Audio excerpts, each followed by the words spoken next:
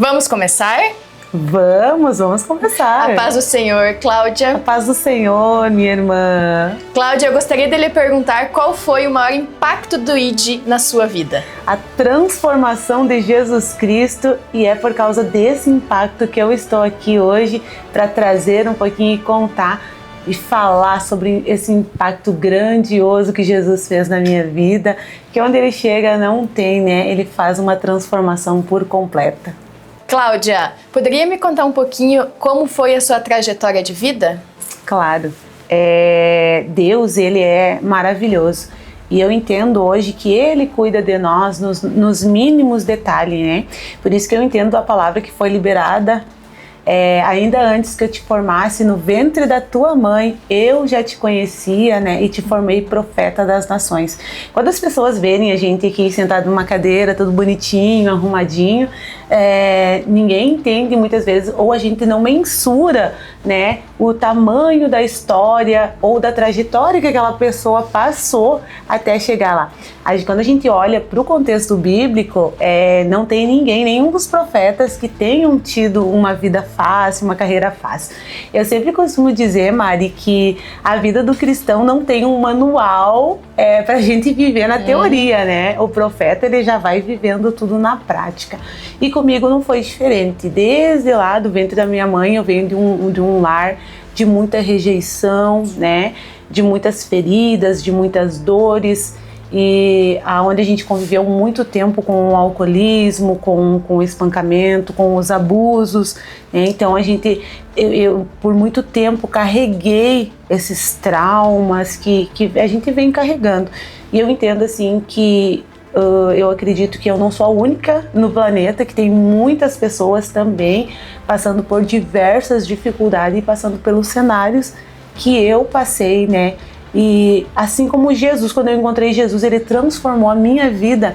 O maior desejo do meu coração hoje, Mari, é que esse Jesus que está na minha vida, eu possa transbordar na vida de outras pessoas, e essas pessoas também tenham a oportunidade de receber a graça e a transformação, né? Porque quando a gente recebe algo muito bom, o que a gente quer? A gente quer dividir, a gente quer compartilhar com as outras pessoas. Glória a Deus. E isto é o ID, né, Cláudia? Esse é o ID. Este é o verdadeiro ID, é você testemunhar o que Deus fez na tua vida, né? É verdade. Quando eu olho também para a trajetória de vários personagens da Bíblia, vamos lá para a mulher do tanque de Samaria, Jesus, quando chega lá, pede para ela dar-me de beber, e ela disse, nós não temos amizade com os judeus, né?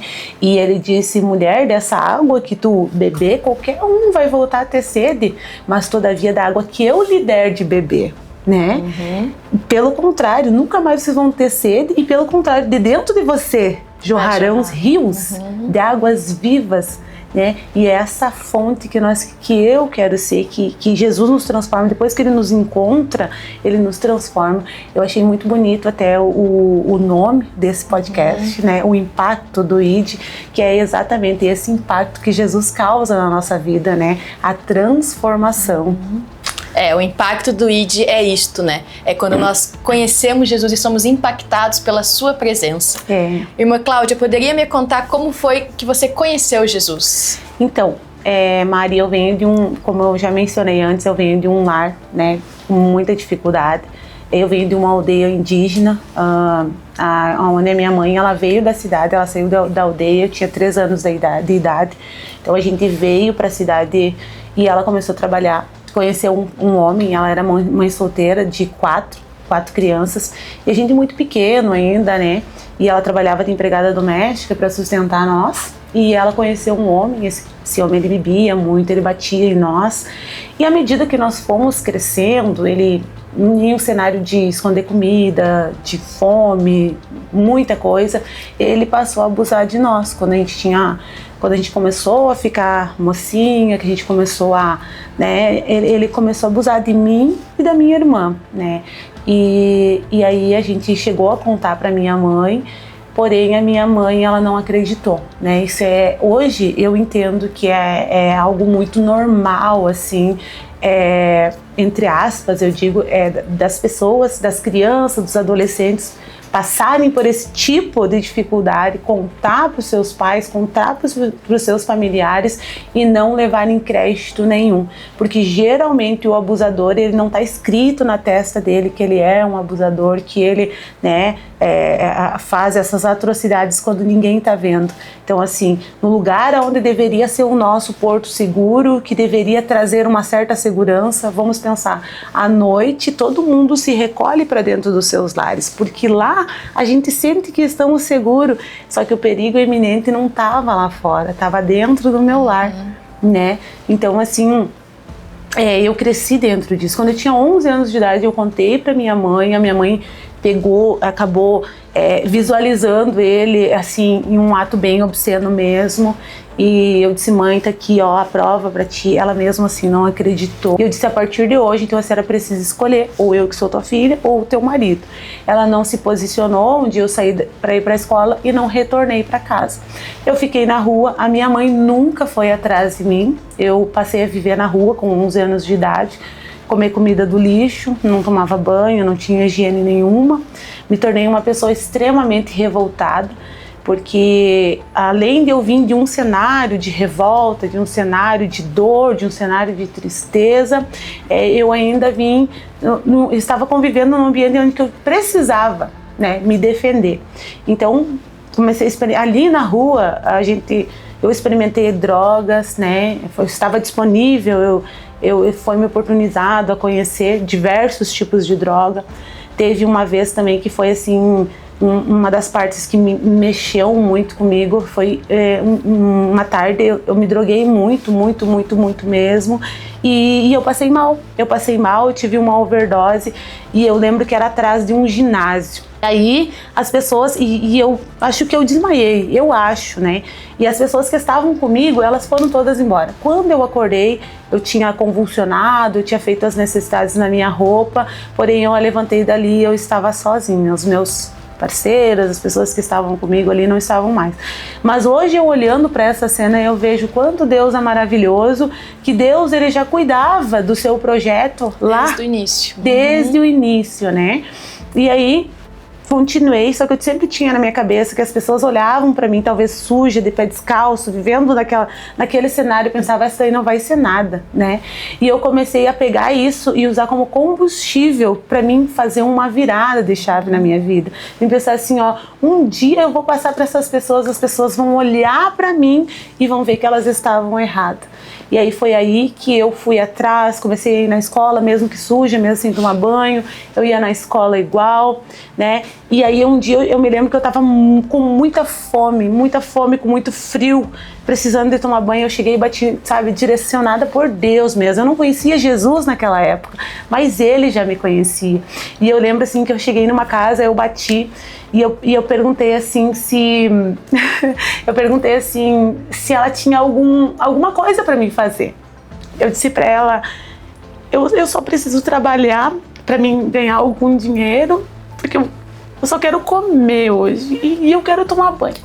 É algo que é tão normal hoje no nosso dia a dia, comer, tomar banho, lanchar, almoçar, jantar. E eu disse, eu só quero que tu me dê alguma coisa para mim fazer. E aquela mulher, ela se comoveu, ela teve compaixão de mim, ela deixou eu entrar na casa dela. Imagina uma pessoa da rua, né? Deixou eu entrar na casa dela, ela deixou eu tomar banho. E ela disse assim, Cláudia, eu não tenho como te pagar, mas eu preciso de alguém para cuidar da minha filha. Eu disse, eu cuido, tu não precisa me pagar, só me deixa eu ficar aqui, eu vou cuidar da tua filha.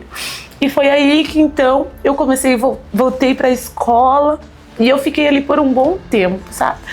E aí, quando foi um tempo que ela foi transferida do trabalho dela, e ela disse, Cláudia, eu vou ter que ir embora, eu não vou poder ficar aqui. E aí, voltei pra rua de novo, né? E aí, eu conheci o pai da minha filha. Eu tinha 15 anos de idade, eu conheci o pai da minha filha. Ele já era um homem bem mais velho, mas ele me aceitou. Ele me aceitou daquele jeito que eu estava, né? E eu pensei, agora é a minha chance de mudar de vida, agora é a minha chance de mudar. E o meu sonho era ser mãe. Eu sempre tive um sonho muito grande, porque olha só como que eu pensava.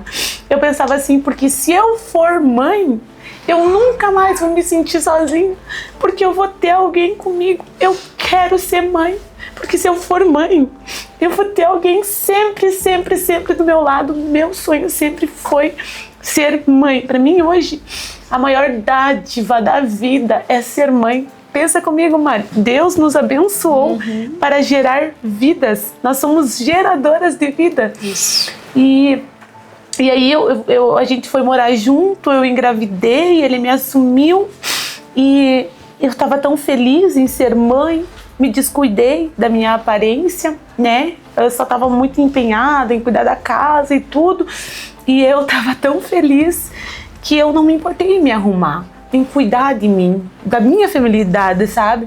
E eu acabei engordando, eu fiquei com 115 quilos, né?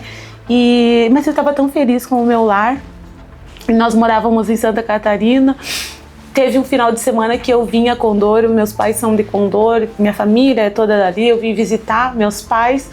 E aí eu recebi uma ligação do pai da minha filha dizendo que eu não precisava voltar mais porque ele tinha conhecido outra pessoa e ele estava disposto a viver um novo relacionamento, que eu não precisava mais voltar para casa. E aí eu me vi mais uma vez sem lar, agora com uma criança nos braços, né, sem expectativa de vida, sem uma família estruturada para me acolher. E eu pensei, e agora? Mas eu disse, isso não vai me parar. Eu lembro que do lado da casa da minha mãe tinha um galpão. Minha mãe olhou para mim e disse, tu tá com um filho nos braços, tu não vai ficar aqui.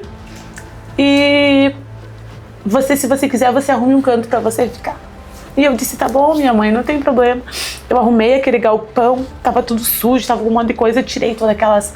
Eu tirei lenha, eu tirei tudo que tinha lá. Eu tirei e fiz um cantinho para mim e para minha filhinha. Minha filha tinha 2 aninhos de idade. E nós fomos morar lá. Fomos morar naquele galpão do lado da casa da minha mãe. E eu comecei a trabalhar na lavoura. Eu ia assim... Tirava os pendão de milho, 6 horas da manhã eu tava lá, às vezes com sereno, ele molhava tudo. Eu ia tirar pendão de milho, mas eu prosperava. Eu me lembro que naquela época eu ganhava R$16 por dia, sabe?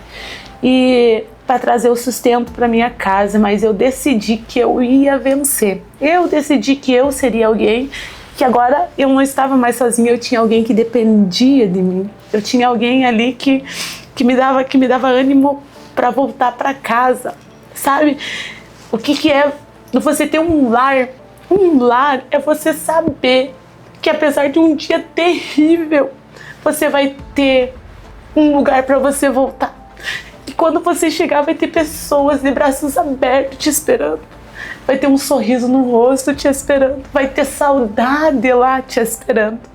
Isso é ter lar. Eu sempre costumo brincar com meu esposo ou ele brinca comigo que casa até cachorro tem. Agora um lar é algo que é muito especial e não precisa de muita riqueza, não precisa de coisas grandiosas, coisas luxuosas para você ter um lar. Basta você ter paz, basta você ter harmonia, você ter a alegria de voltar para casa, saber que você tem para onde voltar. Aleluia. Isso é grandioso, ter para onde voltar. Enquanto a Cláudia contava o seu testemunho aqui, o Senhor me levou a palavra de José.